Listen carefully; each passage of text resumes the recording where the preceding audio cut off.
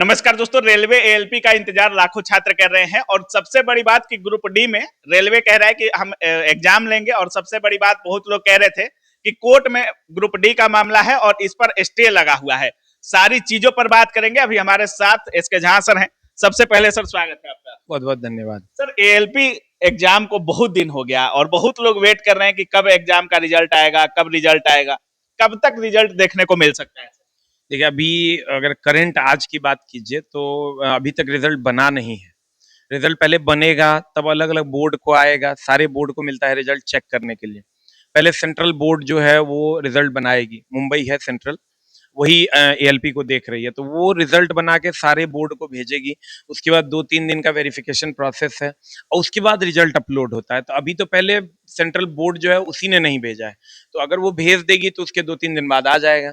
तो जैसे ही कुछ पता चलेगा तो जरूर हम बच्चों को इससे अवगत करवाएंगे। लेकिन आप जो भी बच्चे इसका तैयारी कर रहे हैं, जो भी इसमें लगे पड़े थे, आपका सारा प्रोसेस हो चुका है। अब आप कुछ मत कीजिए, अगले एग्जाम की तैयारी कीजिए। रिजल्ट अब आएगा, जो होना होगा वो होगा। मतलब मुंबई बोर्ड इसका ले रहा है और प्रोसेस पूरा कंप्लीट हो चुका है। रिजल्ट कभी भी आ सकता है। कभी भी आ सकता है। कितना समय लगभग, कोई अनुमान? जैसे पिछले बार आप बोले थे उसके शाम में रिजल्ट आया था, इस बार कुछ अनुमान? जैसे अभी क्या हुआ कि हम कल ट्राई किए बहुत जगहों से पता करने का कि क्या मामला है, कब तक रिजल्ट आएगा। तो उन लोगों का कहना है कि सर अभी तक तो रिजल्ट बना नहीं है, बन जाएगा तो बताते हैं। अभी तक रिजल्ट कंप्लीट जो है वो बना नहीं है। मतलब 1 महीना के अंदर देखने को रिजल्ट जब बनेगा तो 1 महीना तो बहुत दूर चला गया, जल्दी ही आपको रिजल्ट देखने को मिलेगा। कह सकते हैं 10 दिन के बाद ही कह सकते हैं। 5 दिन तो हमको नहीं दिख रहा है, लेकिन 10 दिन का रेंज आप ले सकते हैं, उसके बाद आपको रिजल्ट देखने को मिलेगा। या देखिए, रिजल्ट का क्या होता है ना, अब एकाएक कल आ गया सब बोर्ड को, तो 3 दिन में फिर आपको रिजल्ट देखने को मिल जाएगा। तो जैसे ही बोर्ड तक चीजें पहुंचेंगी और कुछ भी अवेयरनेस आती है तो हम आपको इन्फॉर्म जरूर कर देंगे। सर, रेलवे ग्रुप डी की बात करें, बहुत लोग कह रहे हैं कि कोर्ट में फंसा हुआ है। आपकी भी बातें हो रही थी, आप भी लाइव वगैरह ले रहे थे। बहुत लोग कह रहे हैं कि ग्रुप डी का मामला कोर्ट में फंसा हुआ है, स्टे लगा हुआ है, और इधर रेलवे कह रहा है कि एग्जाम लेंगे। अभी भी बहुत सारे छात्र अधर में हैं। क्या कुछ बोलिएगा? देखिए, अब यहाँ पर मामला थोड़ा सा पेचीदा दिख रहा है।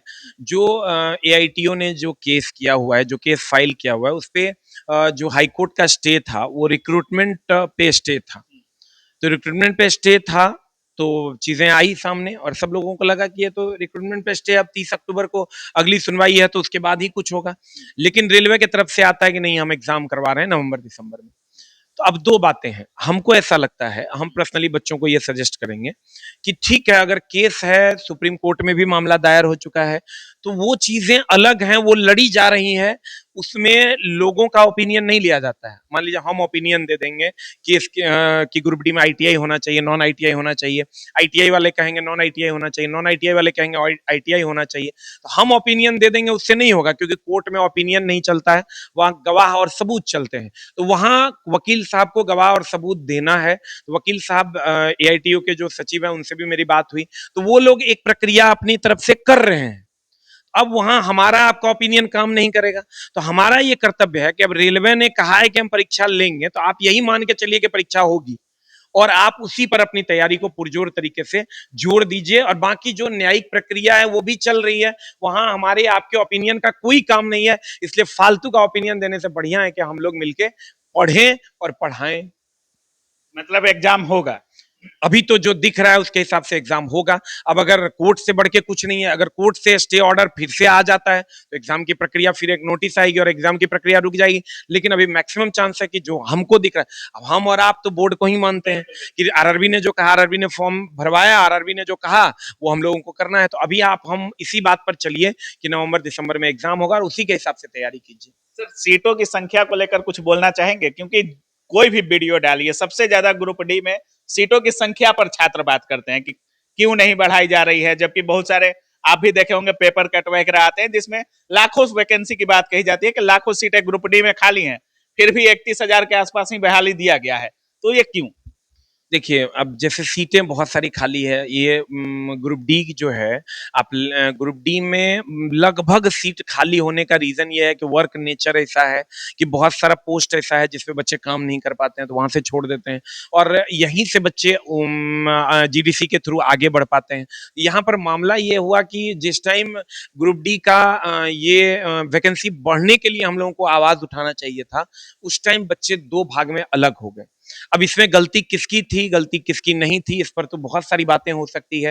हो सकता है कुछ केसेस में बच्चे किसी और की गलती दे रहे हो कि ये इसके कारण ऐसा हुआ, कुछ केसेस में गलती इसके कारण ऐसा हुआ, कुछ केसेस में बोर्ड का हो, कुछ केसेस में हमारा हो। सब लोग आपस में एक दूसरे में अलग हो गए।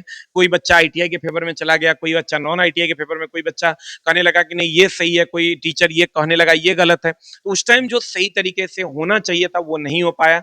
हम हमेशा ये कहते रहे कि देखिए आंदोलन होना चाहिए था इस बात को लेकर कि 1 लाख सीट बढ़े, 50,000 आईटीआई को मिले, 50,000 नॉन आईटीआई को मिले।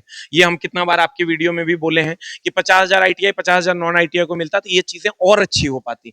लेकिन खैर अब जो होना था वो हो चुका है। जो सामने है उसमें लड़ के आपको एक सीट लेना पड़ेगा, क्योंकि दोस्त मेरे आप ये समझ लीजिए कि अगर आप इस वैकेंसी में चूकते हैं तो फिर आपको 1 डेढ़ साल तैयारी करनी पड़ेगी। और आप अब मामला न्यायिक प्रक्रिया न्यायालय में है, सामने आरआरबी का जो आदेश है उसके अनुसार हम लोगों को उसका पालन करते हुए हम लोगों को एग्जाम की तैयारी करनी चाहिए। और बच्चे आपको सिर्फ और सिर्फ पढ़ाई अभी करनी चाहिए, अभी किसी भी फालतू के पचड़े में नहीं उलझना चाहिए। सर जब एएलपी का वैकेंसी आया था 5696 वैकेंसी आया था, बाद में 18,700 किया गया, तो उस समय भी रेलवे कह रहा था कि हम कैलेंडर जारी कर रहे हैं और कैलेंडर के अनुसार अब कोई भी एग्जाम लेंगे। अभी आप देखे होंगे रेलवे का कैलेंडर, पहली वैकेंसी जो आई थी 18,000 के आसपास एएलपी का, अभी वही कंप्लीट नहीं हुआ है। दूसरा भी फॉर्म भरवा लिया गया है, उसका भी एग्जाम अभी तक नहीं हुआ है, छात्र इंतजार कर रहे हैं। कैलेंडर को लेकर क्या कुछ बोलना चाहेंगे? आपको नहीं लगता कि वैकेंसी भी कम दी गई, कैलेंडर के नाम पे भी गया और अभी तक कैलेंडर भी काम नहीं कर रहा है रेलवे का? देखिए रेलवे ने क्या किया था, रेलवे थोड़ा सा तेज निकली यहाँ। रेलवे ने क्या किया, उसने कहा कि भैया इतना से इतना महीने के बीच में हम ये वैकेंसी दे देंगे आपको, इतना से इतना महीने के बीच में हम ये वैकेंसी दे देंगे आपको। ठीक, उसने ये कभी नहीं कहा कि इसका हम एग्जाम कब लेंगे, इसका ज्वाइनिंग कब करवाएंगे। हम लोग इसी की तो मांग कर रहे हैं कि एग्जाम से लेके ज्वाइनिंग तक का कैलेंडर हो। सिर्फ एग्जाम का कैलेंडर, सिर्फ वैकेंसी आ गई इसका कैलेंडर नहीं हो। जैसे टेक्नीशियन वालों को ज्वाइन करवा दिया गया, लगभग टेक्नीशियन का आज सिकंदराबाद का भी कल पैनल आ गया है और लगभग की ज्वाइनिंग चल रही है। उसके बाद अब एएलपी की ज्वाइनिंग होगी, उसके बाद एनटीपीसी है, अन्य जैसे जैसे एग्जाम हो रहा है वैसे वैसे ज्वाइनिंग होगी। ये इसमें कहीं कोई दो मत नहीं है कि 2024 में जिसका वैकेंसी आया था 2025 में कुछ का ज्वाइनिंग स्टार्ट हो गया, जैसे टेक्नीशियन की ज्वाइनिंग स्टार्ट हो गई।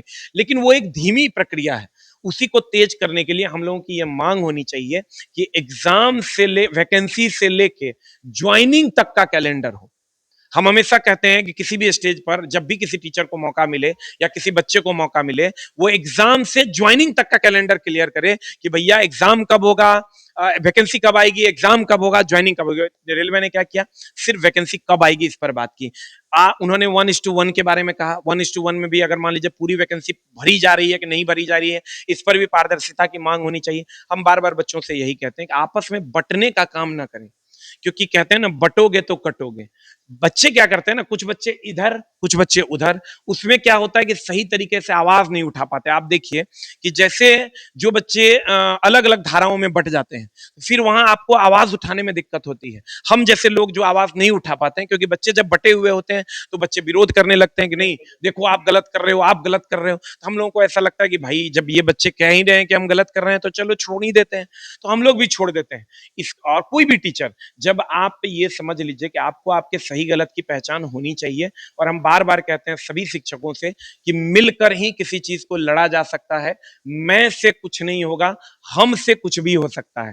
तो हम पर आइए सब लोग, और सब लोग मिलकर अगर करेंगे तो जरूर कुछ ना कुछ अच्छा होगा। मतलब कुछ आगे आंदोलन का जरूरत पड़ेगी तो करेंगे इसके? देखिए अगर कहीं पर भी, हम बार बार कहते हैं जब भी छात्र हित में जरूरत पड़ी है हम खड़े रहे हैं। और एक बार नहीं, हमको लगता है कि रेलवे की तरफ से या सरकार की तरफ से अगर सबसे ज्यादा केस किसी के ऊपर होगा तो वो मेरे ऊपर होगा। चाहे अभी दिल्ली के प्रोटेस्ट में भी देखिए, वहां भी लगभग केस हो ही गया है, चाहे वो यहाँ एनटीपीसी के आंदोलन का केस है या अन्य केसेस हैं।